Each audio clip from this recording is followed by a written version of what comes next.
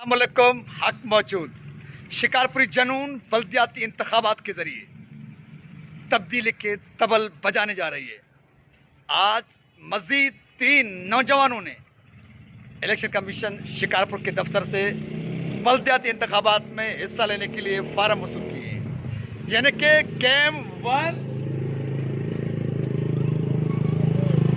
2 and 3 game on है। Game on है। 1 2 3 से गेम शुरू है। अभी गेम चलेगा और शिकारपुर के नौजवान आगे बढ़ेंगे।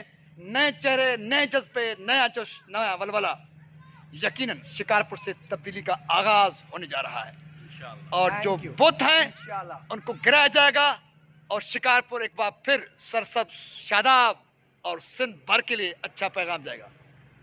ओके, क्या पैगाम देंगे आप?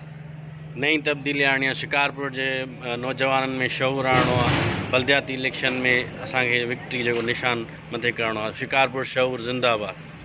जी रिमशा, इंशाल्लाह असां हिन जे क़दम ते वञी रहिया आहियूं। इंशाल्लाह असां हिन क़दम खे पूरो करे रहंदासीं ऐं हेॾे होॾे न थींदासीं, कंहिंजे ॻाल्हियुनि में न ईंदासीं। बिल्कुलु बि असां पंहिंजो जेको क़दम ते आया आहियूं असां इहो पूरो करे रहंदासीं। जी रिमशा रानी जी। भागचंद वलेचा, आज से गेम ऑन है और शिकारपुर की बल्दियाती इलेक्शन में हम आपके सामने आ गए हैं।